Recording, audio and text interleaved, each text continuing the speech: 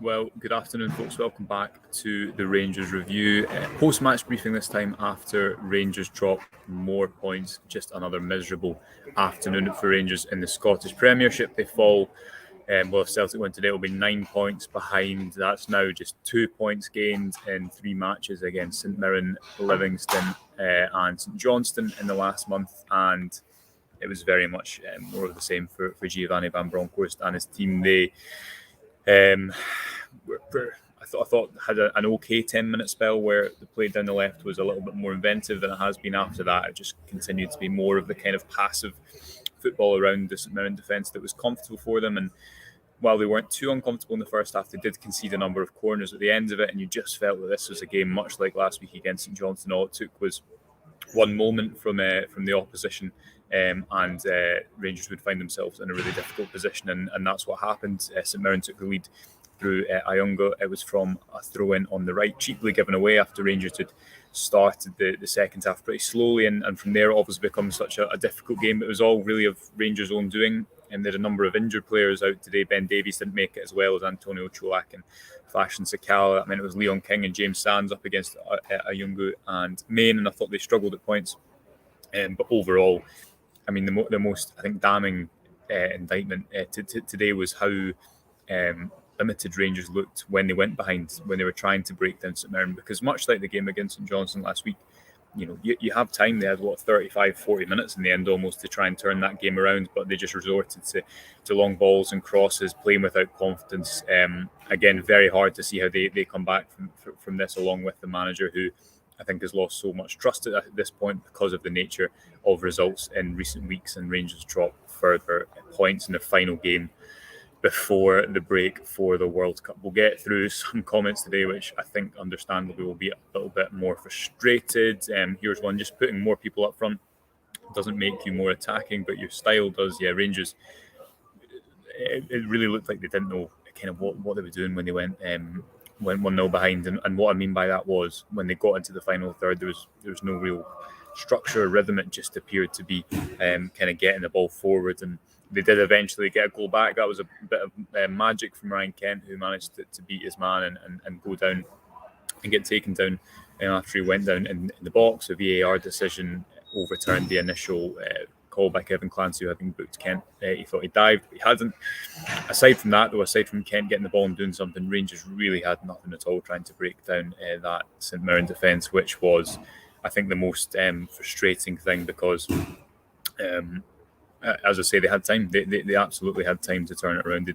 But it seemed like they panicked right away and went into that style of football that we've seen so much, so much in the last number of weeks. And it was really no different to the game away at St Johnstone today. I know that Van Bronckhorst has injuries to deal with and whatnot, but this has, I think, been something that's been bubbling under the surface for a while. We spoke in the last few weeks about Rangers have needed performances as well as results, and now obviously the kind of results have caught up with performances, and they've not had either. And again, to pick up just 2 points in 3 games against St Mirren, St Johnstone and Livingston will be, I think, just hugely frustrating to everyone involved, because Rangers now, winning the title from here, I think, is such a unrealistic feat given the number of points that they are behind in the league. In terms of the other chances that they had one late on through Ryan Kent when he cut in onto his left foot. I thought Kent was kind of one of the only players that managed to drive Rangers on and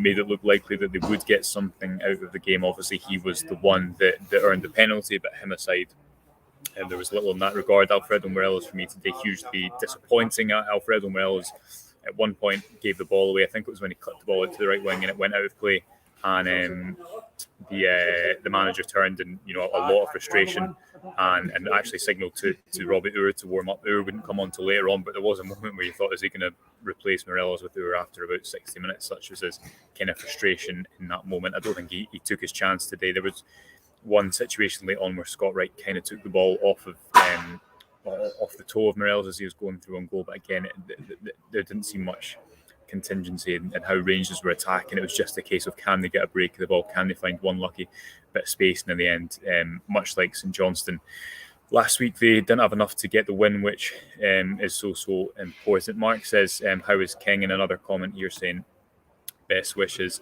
to Leon King. Yeah, Leon King looked to go off. I think it was a head knock. I didn't see a replay, after it happened, but looked like he was in some sort of collision. I seen on Twitter, maybe some people were saying there was an elbow to the head, but he's down for maybe 6 or 7 minutes, which obviously contributed to the amount of added time that was on it at the end of the game. And then ended up with Lundstrom and then going back into defence with James Sands. Robert Kelly says, why does Gio not change tactics? Just keep repeating the same patterns of play. Yeah. Van Bronckhorst spoke last week about in the St Johnstone, I think it was the St Johnstone game, maybe the Hearts game, about the pace of Rangers' attacks not being enough when they had ball possession, and it was the same today for me.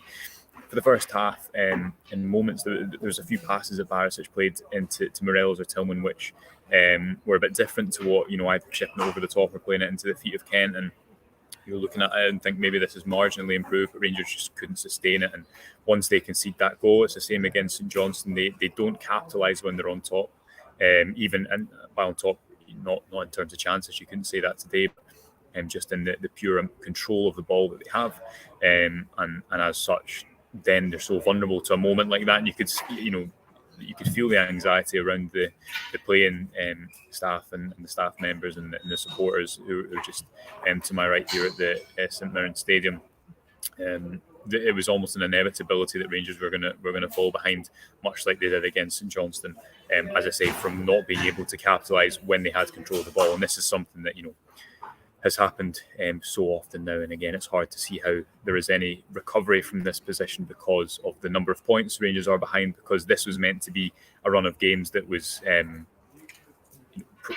profitable in terms of returning points. Livingston, St Johnstone and St Mirren to only pick 2 out of 9 if you want to win the league title. I don't think that's a realistic return whatsoever. We'll just get through a few more of these comments. As you can understand, a lot of anger in them, which is completely understandable after watching that game. As I say, Rangers now, if Celtic win today, will be 9 points behind. A lot of criticism for Alfredo Morelos today, for people criticising him for a lack of interest, amongst a number of other things. He didn't really have any attempts at goal, but I thought his touch looked pretty heavy, and overall his impact was not at all what the manager would have wanted. Obviously, a lot of criticism coming in for the manager as well today, which again, completely understandable. I think that trust, same against St Johnstone last week. In a way, it feels like kind of just repeating the same thing of last week. It's hard to see how the manager can be successful from here because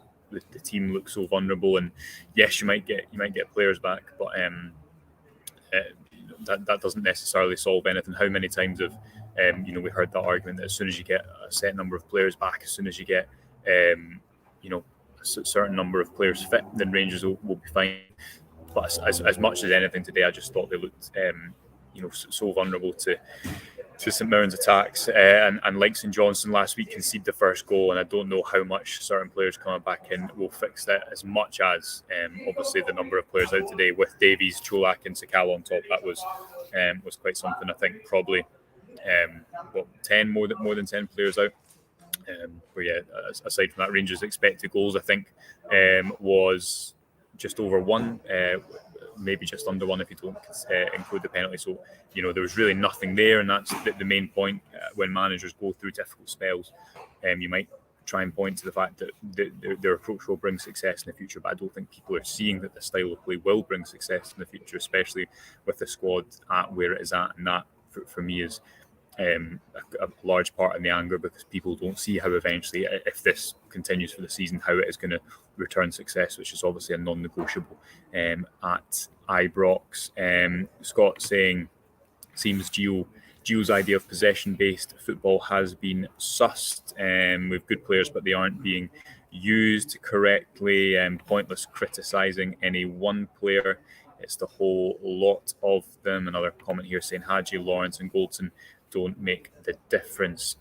Today we'll just get through a couple more comments. Obviously we're going to be live right throughout the international break, kind of keeping you up to date with everything that's happening at Ibrox, but trying to make some sense of it, trying to understand what the manager's seeing. I've not read his post-match comments yet, but we'll have all of that on the website as well. We'll be live on Monday morning. We might as well be live over the weekend at some point, just given the circumstance, the amount of points that Rangers have dropped, the fact that they really are in a complete crisis moment because of how many points they've dropped in recent weeks, and where they find themselves at the end of the first break of the season, which started so positively and had that night in Eindhoven, but ever since that Old Firm defeat, has felt as though they've been in a malaise. That a few convincing wins at Ibrox have lifted slightly, but overall there's not been much at all to hold on to. Pardon me. So do click subscribe on the YouTube page below and hit the notification bell. That means you'll get notified every single time we go live. You can subscribe to our website as well at the moment, just £1 for 2 months. But as I say, we may well be live at some point over the rest of the weekend. So thanks very much for joining me, and until next time, speak to you soon.